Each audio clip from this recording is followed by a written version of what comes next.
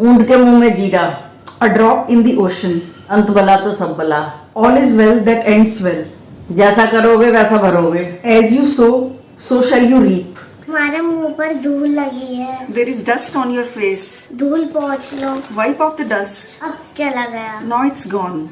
तुमने होमवर्क किया? Did you do your homework? अभी तक तो नहीं। Not yet. क्यों? व्हाई? बस ऐसे ही। Just like that. जाओ, मैं तुमसे बात नहीं करती। I won't talk to you. Please मुझसे नाराज मत हो। Okay, don't be mad at me. Okay, मैं कर लेती हूँ। Okay, I will do my homework. Video देखने के लिए शुक्रिया। Thanks for watching. पान वाले ने कल इतना अच्छा पान खिलाया, खा के मजा आ गया। पान वाले को इंग्लिश में क्या कहते हैं मीनू?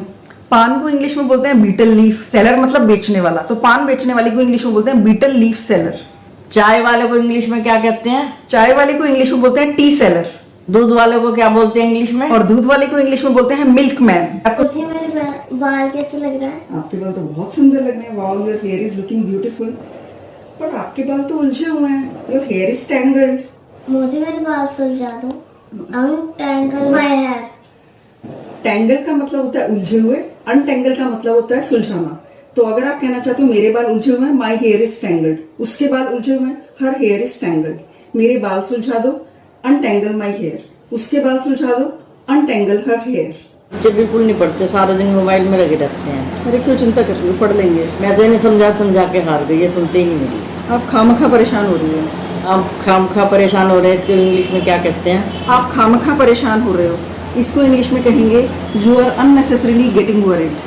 कल मैम हिंदी काउंटिंग सुनेंगी, प्लीज मुझे हिंदी काउंटिंग याद करवा दो। ओके, मैं आपको हिंदी काउंटिंग सिखा देती हूँ, पर आप ध्यान से सुनना, ठीक है? I will teach you Hindi counting, but listen carefully.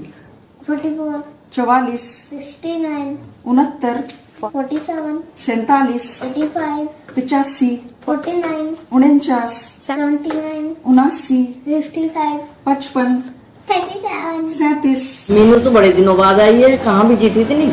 बस ऐसे ही। बहुत दिन हो गए क्या? हाँ, 15 दिन हो गए तुझे मिले हुए। अच्छा, अगर आप किसी को बोलना चाहते हो कि 15 दिन हो गए तुम्हें देखे हुए, तो आप कह सकते हो it's been 15 days since I saw you. मौसी क्या है? ये है प्लेइंग कार्ड्स, इनको हिंदी में बोलते हैं ताश। और ये जो इसके बीच में बना हुआ है ये क्या है? कौन सी जो फोटोज हैं? हाँ, वो मैं आपको बताती हूँ। जैसे ये वाली फोटो है, ये हुक्म का इक्का है। तो जो हुक्म है उसको इंग्लिश में बोलते हैं स्पेड्स। तो हुक्म के इक्के को हम बोलेंगे एस ऑफ स्पेड्स, क्योंकि इक्के को बोलते हैं एस। ये ईंट का इक्का है, ईंट के इक्के को हम बोलते हैं एस ऑफ डायमंड। अगला है हमारा पान का इक्का, पान को क्योंकि हार्ट्स बोलते हैं तो ये हो गया एस ऑफ हार्ट्स। लास्ट है हमारा चिड़ी का इक्का, चिड़ी को बोलते हैं क्लब्स, तो ये हो गया एस ऑफ क्लब्स। इंग्लिश में इसका नाम बताओ। हमारी पान की बेगम है तो ये हो जाएगी क्वीन ऑफ हार्ट्स। हमारा हुक्म है, हुक्म का बादशाह, बादशाह को इंग्लिश में क्योंकि किंग कहते हैं तो ये हो गया किंग ऑफ स्पेड्स। ये वाला गुलाम है, गुलाम को बोलेंगे जैक, ये हुक्म का गुलाम है तो जैक ऑफ स्पेड्स। दूध का जला छाक को भी फूक फूक के पीता है। A burnt child dreads the fire, या फिर once bitten twice shy। अब पछताए हो तो क्या जब चिड़िया चुग गई खेत। It's no use crying over spilled milk, जो गरजते हैं वो बरसते नहीं। Barking dogs seldom bite। पहले मुझे चॉकलेट बहुत पसंद है। You know I love chocolate so much। जब मैं छोटी थी तब मैं सारा दिन चॉकलेट खाती थी। I used to eat chocolate all day when I was little। पर मीठा खाने से दांत खराब हो जाता है। But sweets damage our teeth। कल मैंने पास्ता बनाया। You know I made pasta yesterday। सबको पास्ता बहुत पसंद आया। Everyone loved it।